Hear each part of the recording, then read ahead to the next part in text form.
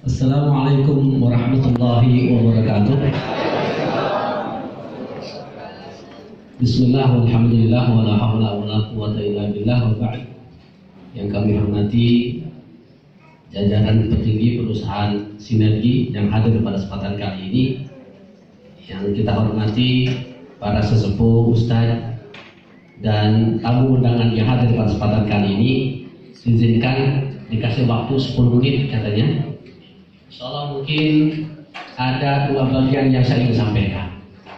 Pertama, selintas ingin mengupas tentang utang dan riba. Bahwa ternyata Bapak Ibu sekalian, utang dan riba ini adalah kita tahu negatif, tapi ternyata sering kita makan.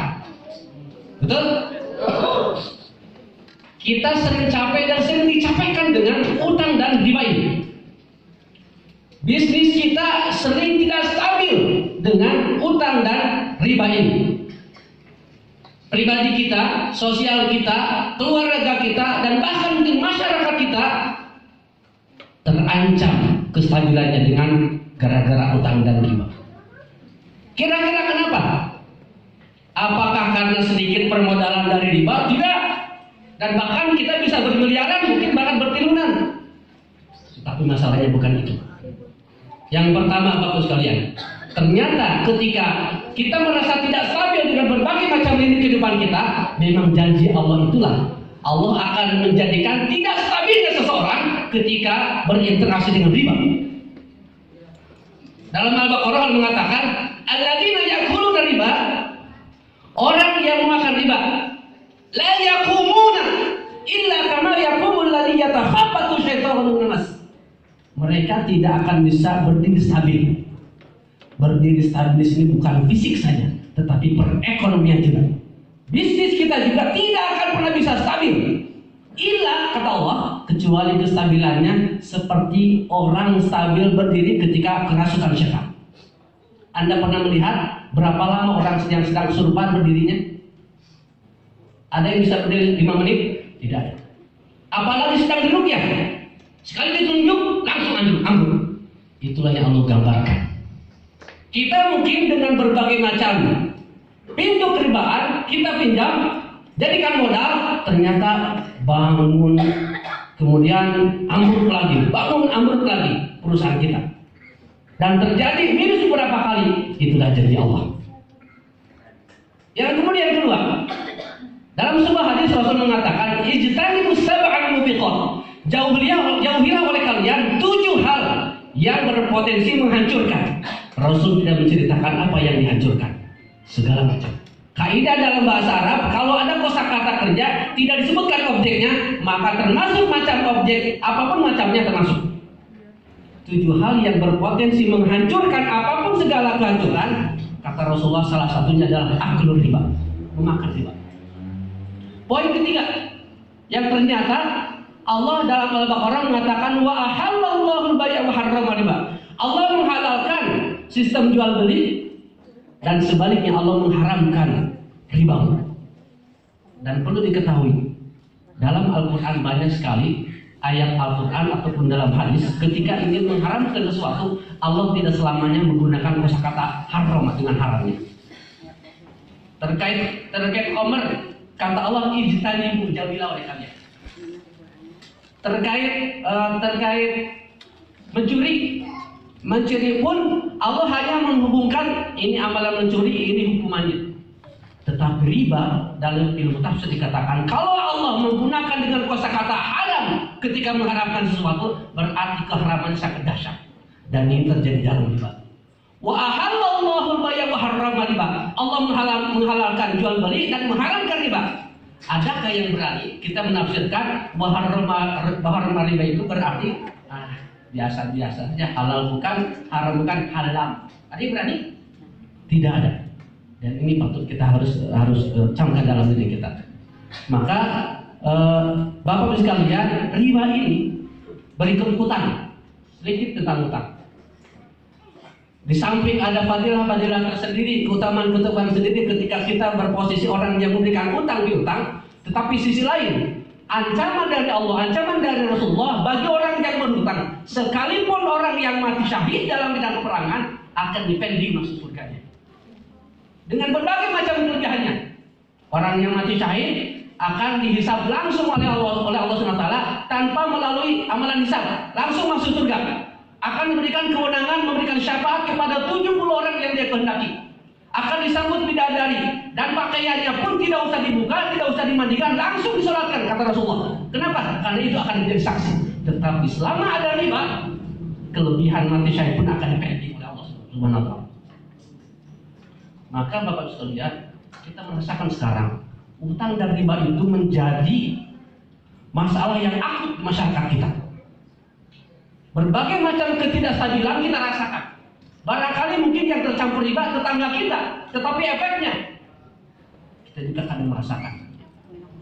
Maka Bapak sekalian, itu sikapnya, maka khawatirlah kita terhadap riba ini. Kenapa? Dalam sebuah ayat, fa'in lam taf'alu fa'dzanu biharbin minallahi wa rasulih. Kalau Anda tidak selesai, tidak stop dari ribawi, maka fa'dzanu biharbin minallahi wa rasulih.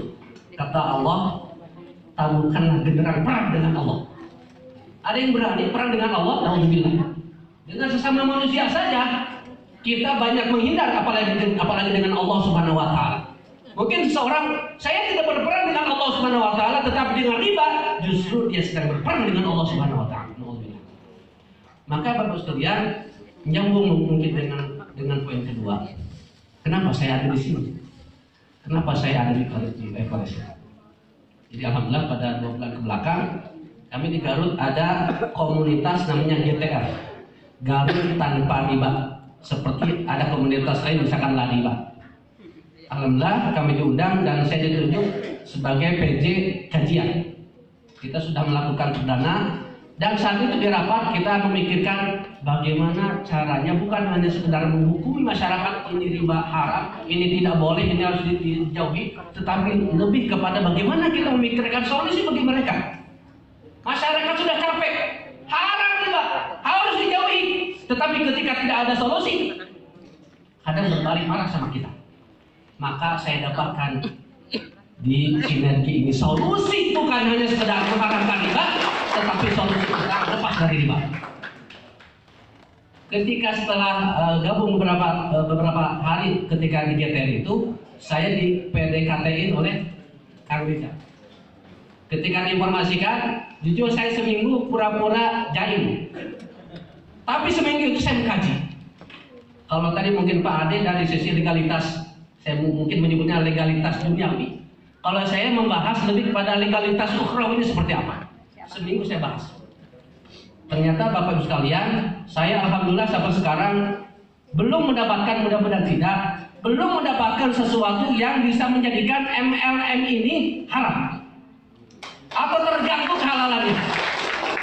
Poin penting pertama, beberapa MLM dikatakan haram itu kalau barangnya tidak ada. Jual kucing dalam karung, itu bisa dikatakan haram. Kedua, unsur tarodi, unsur saling meridoi juga kadang dipertanyakan, dan ini terjadi dalam ekoresim. Tarodi terpenuhi. Kenapa? Tidak ada unsur pemaksaan harus belanja sekian dalam sebulan. Kalau sudah daftar belanja syukur tidak apa-apa. Tidak ada istilah tutup poin. Bahkan poin yang ada pun tidak ada masa kadaluarsa. Selama-lamanya ketika kita mandek pun tetap akan ada poin itu buat kita. Dan satu lagi yang membuat saya kagum terhadap ekoracing ini, tidak memupus pemahaman bahwa kadang MLM itu mengatakan siapa yang duluan daftar, dia yang paling berjaya. Dan ini tidak terjadi. Real yang saya dapatkan, Pak Hendra dapat mobil setelah 5 bulan, tetapi sponsornya mendapatkan mobil setelah 9 bulan. Betul ya? Artinya inilah yang diterapkan dalam syariat Islam yang namanya ju'ala atau ja'ala, yang artinya oleh kita disebut dengan upah.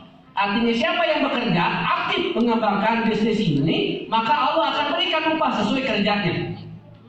Maka saat itulah setelah 1 minggu dan saat saya pun sudah 6 kali tester pribadi.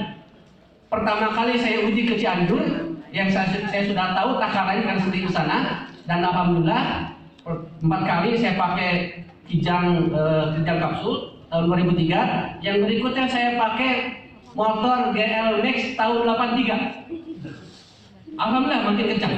Yang terakhir saya pakai Avanza yang saya ingin menghubungkan antara barang yang jadul dengan yang bagus yang sekarang gitu. Dan alhamdulillah positif dan itu testimoni saya sendiri. Maka setelah 1 minggu saya panggil Pak Rizal, insya Allah bismillah saya daftar. 4 Maret saya bergabung. Dan insya Allah mudah-mudahan bukan hanya sekedar ekonomi solusi terhadap masyarakat, tetapi kita edukasi. Makanya kami dalam tim dengan Pak Hendra ada sesi edukasi tentang ribawi, yang ini adalah penyakit kita bersama dan ini adalah solusinya terhadap ribawi yang semakin hari semakin kita merasakan dan meresahkan kita sebagai masyarakat. Barangkali itu yang bisa saya sampaikan pada kesempatan kali ini. Intinya, kalau ada di kemudian hari ada sesuatu yang mengganggu kehalalan, saya pertama kali akan mundur. Saya akan pertama kali akan keluar dari kursi ini. Wassalamualaikum warahmatullahi wabarakatuh.